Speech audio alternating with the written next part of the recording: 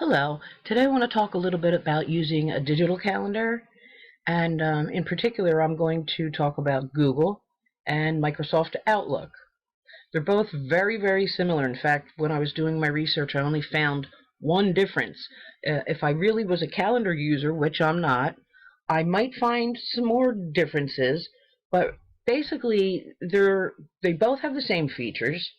Um, the major difference is Google's free. Outlook is not. So I don't use calendars, period. But for the most part, when I do at my place of employment, I use Microsoft Outlook because that's what we have. So I'm going to show you my Outlook calendar, and you can see it's very plain. It's not very well populated.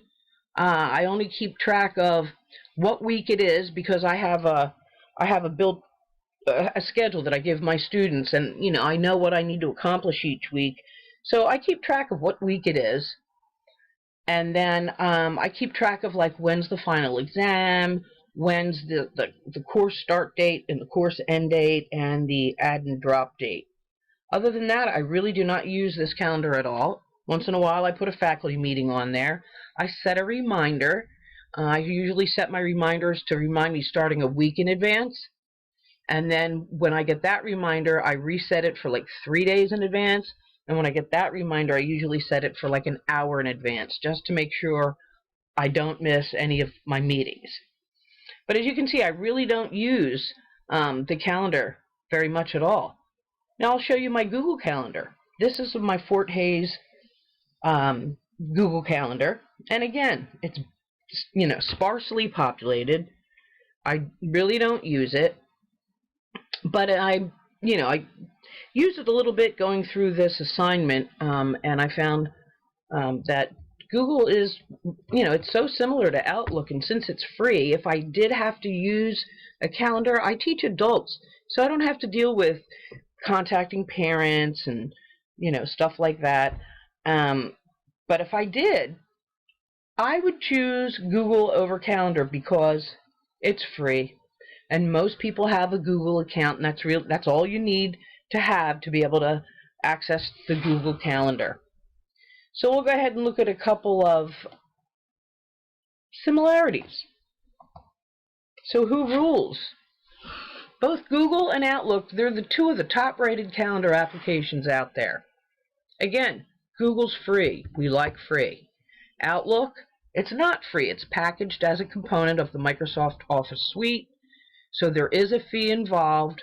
However, since I use it at my place of employment, it doesn't cost me anything. It's part of my it's part of the deal.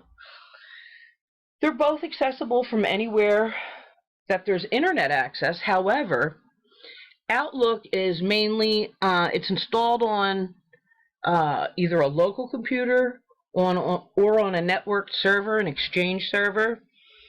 So unless your network administrator has enabled webmail, you can access it through your Outlook webmail, your calendar. Then otherwise, everything is housed on a local computer or a local server. Google is housed completely out in the cloud or on the internet. They're both accessible from any device that has a web browser. You can get to Google's from either going to calendar.google.com, logging in with your free Google account, or from your Gmail account. In the upper right-hand corner, there's a little checkerboard. If you click that, you can choose Calendar from there. With Outlook, if your network administrator has enabled the webmail access, you can access it from there, as long as you have a computer with a browser, or you can go to Outlook.com. They're both mobile app friendly. In other words, not only can you access them from a PC or a notebook, you can access them from any tablet, any cell phone. Okay. With both applications, you can allow other users to observe your busy and free time. However, in Outlook, that's automatic in Google. In Outlook, your network administrator has to enable this functionality. Both calendars can allow you to appoint an assistant to create events or appointments. I already talked about calendars hosted completely online and Outlook's hosted on a local computer or a local server. But they're both accessible from, as long as you have an internet connection and your Outlook or your network administrator has enabled the functionality to, view it from your webmail. Both calendars allow you to view by day, week, month, agenda, or schedule, or you can customize them. Both calendars allow you to create multiple calendars, and you can color code them. Both also allow you to share the calendars with others. Both calendars allow you to set reminders. Both calendars allow you to send invitations and track responses. Both calendars are available offline. Both calendars allow you to add attachments.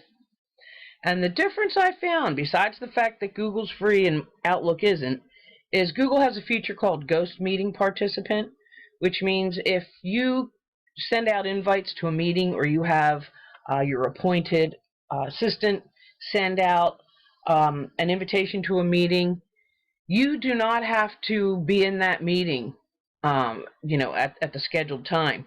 However, Outlook does not offer that feature, so there is no ghost meeting availability with Outlook.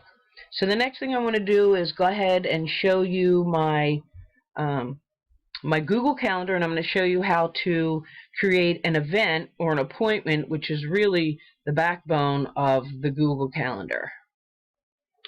Okay, here's my Google Calendar, and when you create a calendar, by default it opens up in the week view. That's the view I'm in right now. If you look up across the top of the screen on the right, there's different views. You can look at it in the day view, and of course the times are always listed on the left. Week view, month view, which is what I prefer. You can look at it in a 4-day view and an agenda view if you've got something on your agenda.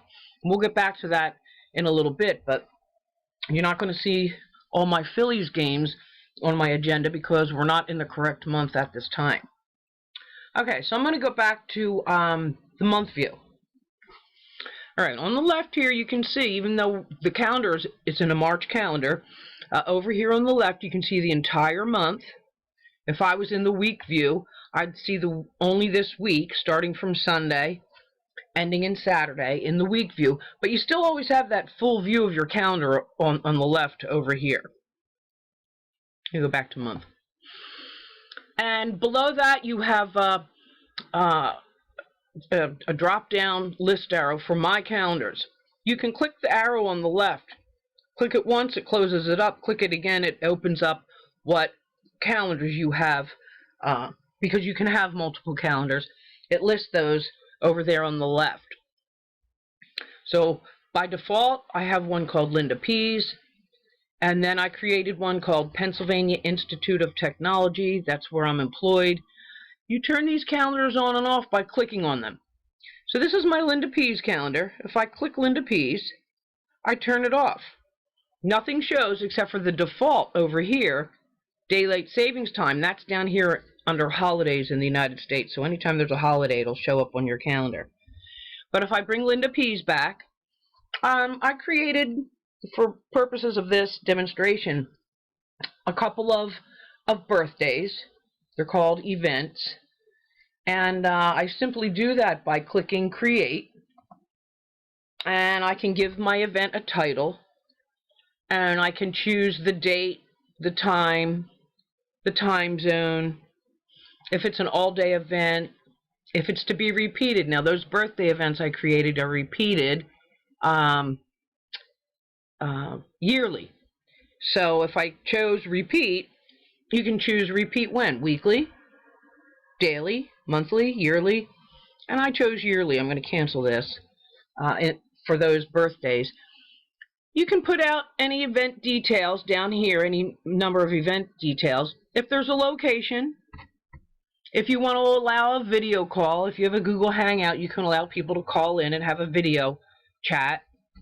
What calendar is your event going to show up on? Right now, Linda P's by default, but I could choose the other one that I created.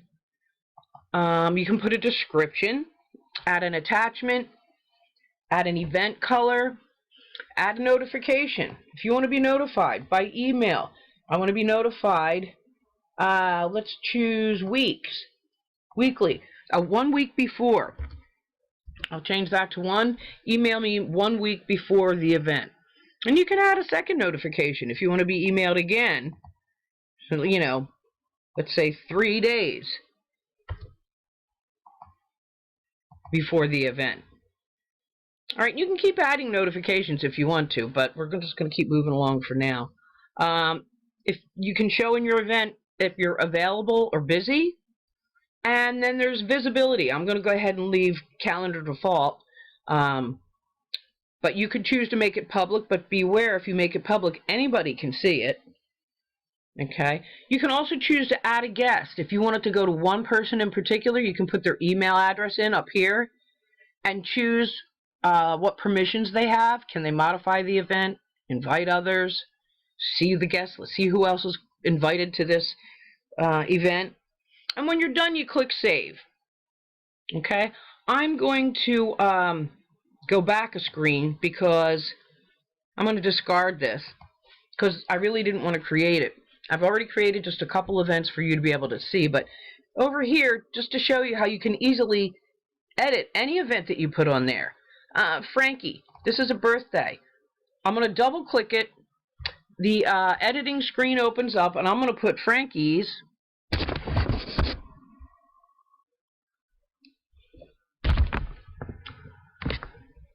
birthday. Alright, everything else can remain the same. And then you just click Save. And you can see now it says Frankie's birthday.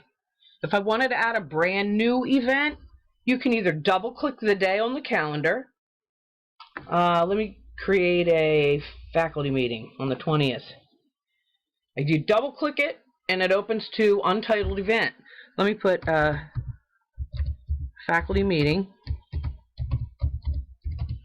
I'm going to choose it's on the 20th. It's not all day, so I'll remove that check mark. 10 to 11 is fine. Event details, enter location. I'll put cafeteria. Alright, that's fine. Enter. I don't need video calls enabled. It's going to be on my Linda P's calendar. Actually, you know what? I'm going to put this on the Pennsylvania Institute of Technology's calendar. Description, I don't have a description right now, but you can put in a description, add an attachment, add an event color, add a notification, and say if you're available, busy, calendar default, you know, invite individual guests and choose their permissions, and then just save it. All right, now, my Pennsylvania Institute of Technology calendar is not visible because I clicked it and turned it off. I'm going to click it again and turn it on. Well, I had created another faculty meeting earlier when I was learning how to use this. So you'll see that there's my faculty meeting that I created.